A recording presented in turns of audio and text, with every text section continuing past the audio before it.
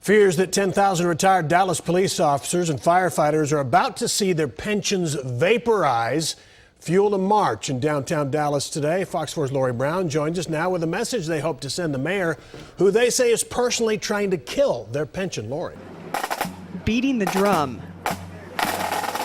to save their pension, an estimated 1,000 Dallas police officers and firefighters took to the streets of downtown Dallas. They're trying to take our money that we earned. For Wendy Tanksley, it's emotional. Scott was our main provider. Her husband, Scott Tanksley, a Dallas firefighter, was hit and killed while helping a stranded driver on an icy overpass 3 years ago. I am absolutely worried. Yeah.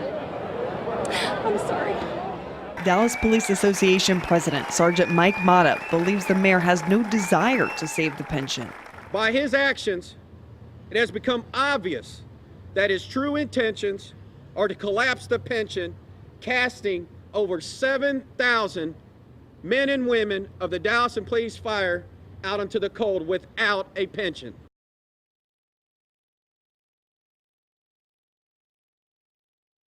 Alan Weir, who turned 60 this month, showed us his latest 401k statement, which he hadn't had the courage to open up. I'm afraid. There's good reason for his trepidation. Nearly half of his life savings have vanished in a matter of months. It went down again. How much are you down overall? About $140,000. Do you think you'll ever get it back? I would probably never see it come back. I was looking to retire probably when I hit 62. You can't do it now. Tell me about your 401k. Does this answer the question? This is what it was in 2005. 2007, you're down below 2005. Right. Another one went down almost $40,000. One was Right. 88,000, and then it went down to like 50. How old are you? 54, and I live alone. I don't have any children. I've been a career girl all my life, and it's been a great career, and I don't deserve this. I'm sorry. It's all right. Psychologically, what does this piece of paper do to you? Oh, it crushes any rest I may get when I'm 65. I'll have to work for the rest of my life. The saddest part of this story is that it's being repeated all over the country. In eastern Pennsylvania, 59-year-old Iris Hans lost her accounting job and half of her 401k investments. She's now back in the workforce as a part-time cashier in a grocery store. Your debit card. You have a great day. In Dearborn, Michigan, Terry and Donna McNally are barely holding on. He lost his sales job in August. The condo they bought 15 years ago is worth less than their mortgage, and 40% of his 401k retirement savings is gone.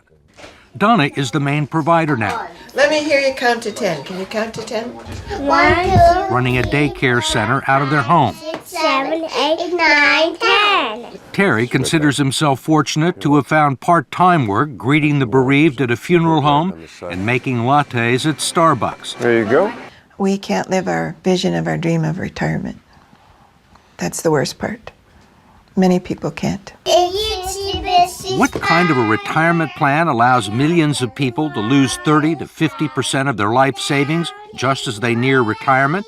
David Ray, president of the profit-sharing 401k Council of America and a lobbyist for the 401k industry, says it's one that empowers people to make their own investment decisions. 401k is the absolute best way people can save for retirement. They absolutely are the best retirement vehicle we have. How can you say it's the best available if it has let down tens of millions of people at the time they need the money the most? That's not a 401k problem. That is our entire investment system. This is about the markets went down for everybody. Nobody was saved in the current thunderstorm. In America, it's a society based on freedom and choice and personal responsibility. We need to help them understand these responsibilities and execute them to the best they can. 401k is part of that. There are no guarantees.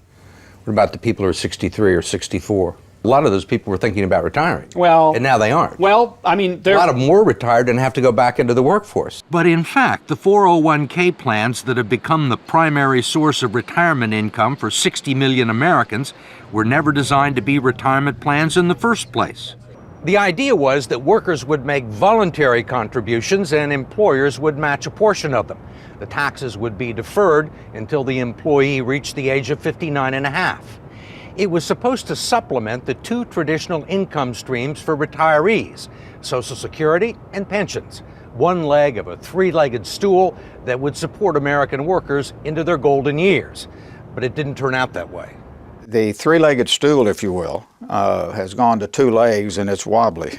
There clearly has been a raid on these funds by the people of Wall Street, and it's cost the savers and the future retirees a lot of money that would otherwise be in their account, independent of the financial collapse. Representative George Miller of California is chairman of the House Committee on Education and Labor and a staunch critic of the 401k industry, especially its practice of deducting more than a dozen undisclosed fees from its clients' 401k accounts. Now you got a bunch of economic wizards jumping in and taking money out of your retirement plan, and they don't want to tell you how much. You can't decipher it in simple English, and they're not interested in disclosing it or having any transparency about it. And most of the people that look at their 401ks have no idea that these fees are being taken out. No. Where would you find it? Where would you find these fees in this prospectus?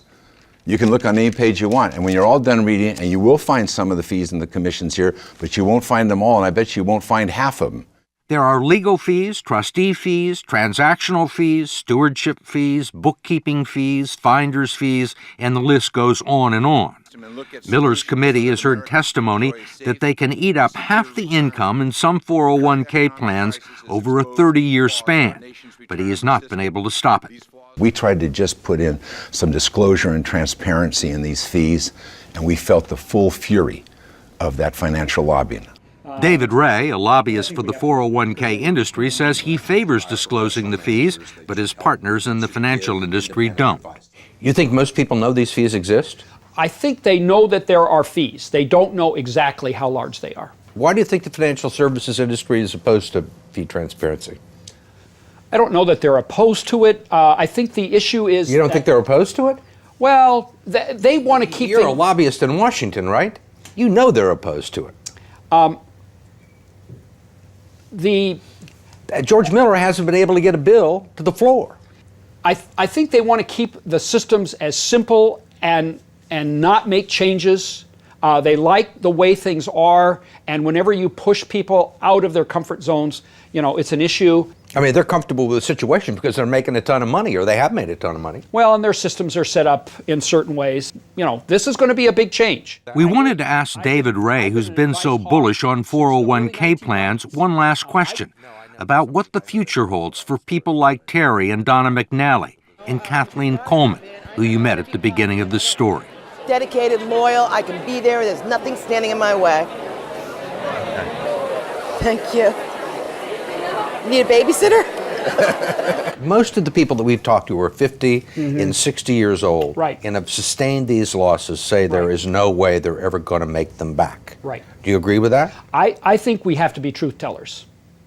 I think that when a person has hit this point and we've had this unfortunate situation, I don't think we can misrepresent what the possibilities are. And the reality is that money's not coming back that they've lost. They can't count on it. Recently, President Obama announced a plan to require businesses to automatically enroll their employees in IRA plans. This is reminiscent of the payroll tax withholding of the 1940s, which would put the government just one step away from being able to confiscate our retirement accounts in the future.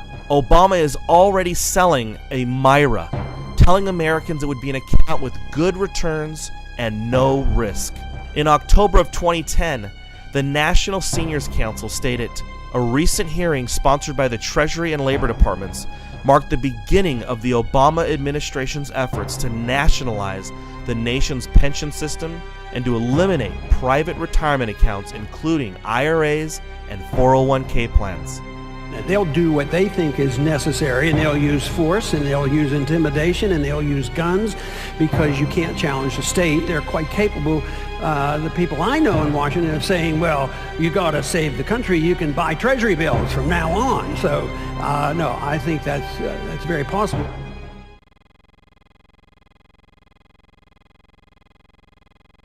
This is insanity.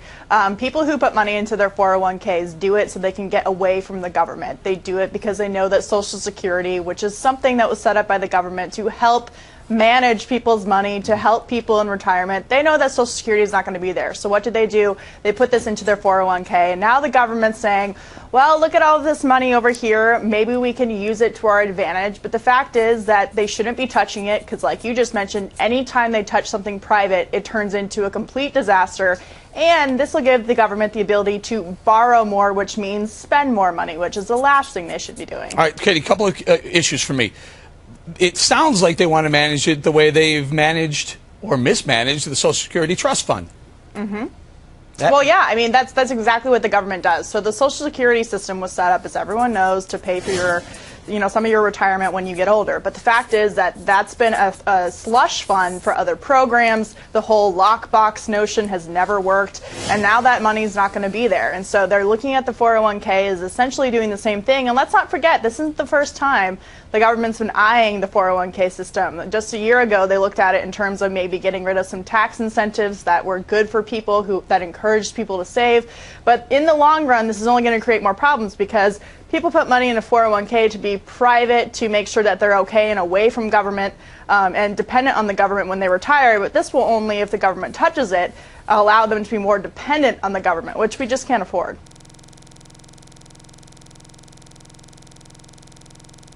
Yesterday, I was telling you about bail-ins. It's where big banks take your money out of your checking account in order to bail themselves out because the government isn't going to anymore. Ellen Brown, and I said, this is the law in Europe starting January 1st. Well, it turns out it's been the law in the United States since 2014. Ellen Brown, over at Truthdig, a crisis worse than ISIS, bail-ins begin. Ellen Brown of webofdebt.com. And she points out, she's quoting Shah Jalani, who was a former hedge fund manager who wrote an op-ed back in November of last year titled, Why I'm Closing My Bank Accounts While I Still Can. And he says, it is entirely possible the next banking crisis that depositors in giant too big to fail failing banks could have their money confiscated and turned into equity shares. They can keep your deposited money and turn it into shares of equity capital to try and keep your too big to fail bank from failing. If you bank with one of the country's biggest banks who collectively have trillions of dollars of derivatives held off balance sheet, etc. And he says this was in Dodd-Frank, 2010, actually.